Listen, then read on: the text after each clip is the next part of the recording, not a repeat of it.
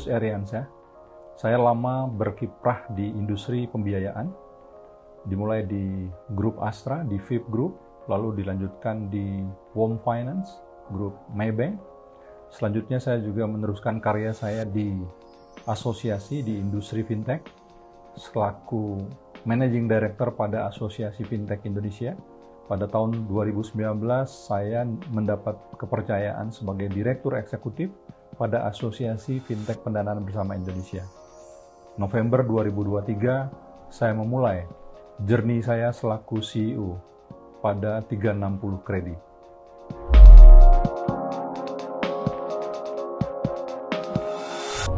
Ya, sebenarnya ini untuk fintech lending, 57% usernya adalah memang generasi Y and Z, ya, milenial dan generasi Z. Jadi secara proporsi kredit macetnya, kontributor terbesarnya juga dari generasi milenial dan Z ini. Jadi ini sebenarnya kita jangan sampai terprovokasi oleh angka ini bahwa generasi muda ini menjadi kontributor besar untuk kredit macet. Ini memang secara proporsi fintech lending ini pengguna utamanya adalah generasi milenial dan generasi Z. Jadi terimplikasi juga di dalam kredit macetnya. Namun memang generasi muda memang termasuk yang paling rentan untuk masuk ke dalam kontributor kredit macet, utamanya terkait dengan masalah literasi. Data-data yang ada memang terlihat menyudutkan bahwa seolah-olah anak muda ini pinjam kemudian ngemplang, nggak mau bayar. Tapi berdasarkan data yang ada di industri, sebenarnya generasi muda ini adalah pengguna utama dari layanan fintech, layanan digital. Dan ini merupakan satu keandalan dan keunggulan generasi muda. Mereka dengan literasi digitalnya yang lebih baik, itu kemudian mereka sudah terbiasa mengakses layanan pinjaman berbasis teknologi atau digital ini. Ya. Adapun memang challenge bagi generasi muda, generasi milenial dan Z, bagaimana mereka memang punya kesadaran. Jadi jangan sampai isunya adalah jago atau handal dalam menggunakan aplikasi digital. Tapi ketika masuk dalam layanan keuangan, pinjaman, ini ada satu yang khusus, suatu yang harus menjadi perhatian. Ketika kita meminjam, maka kita harus punya kesadaran bahwa pinjaman itu harus dibayar. Itu satu. Yang kedua, ketika kita meminjam dan kita harus bayar, kita harus tahu ada sumber pembayarannya. Kemudian yang ketiga, kita juga harus tahu pinjam-meminjam ini atau layanan keuangan itu saat ini itu sudah bisa di-tracking, sudah bisa terdeteksi. Perilaku kita dalam menggunakan layanan digital, apalagi pinjaman, itu semua tercatat.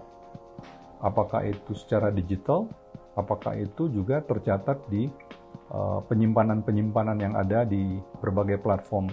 Nah, penyimpanan inilah yang harusnya mendorong kita, mendorong anak muda untuk memaintain, memelihara. Karena apa? Setiap perilaku pinjaman kita pinjam, kita bayar, kita pinjam, kita nggak bayar, itu tercatat.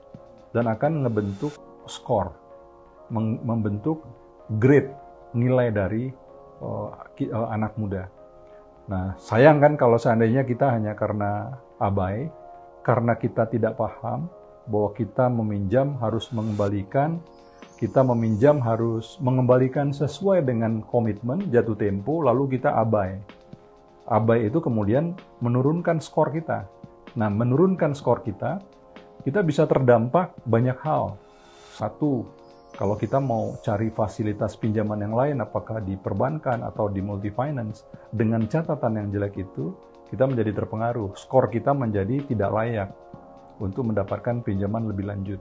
Sangat sayang lagi kan kalau kita misalnya anak muda yang sekarang sudah banyak punya inisiatif usaha, karena catatan yang kurang baik di pinjam-meminjam di fintech, ya, dan itu semua terrecord sebenarnya, lalu terpengaruh dalam proses usaha mereka ke depan.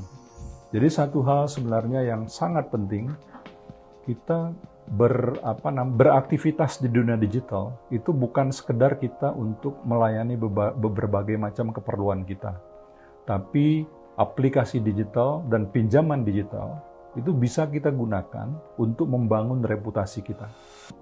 Ya, bahkan di beberapa negara calon mantu oleh mertuanya dicek dulu itu, ya, skor digitalnya seperti apa, skor pribadinya dalam pinjam meminjam seperti apa. Dan itu bisa jadi sekarang di Indonesia juga orang bisa akses kredit biro data.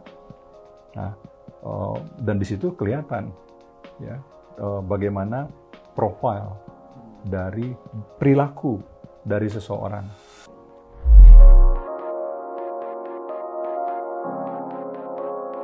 Yang perlu diketahui ya, ini saya sebenarnya mendukung sebenarnya generasi muda. Menurut saya di era digital, anak muda adalah pahlawan saat ini sampai saat ini.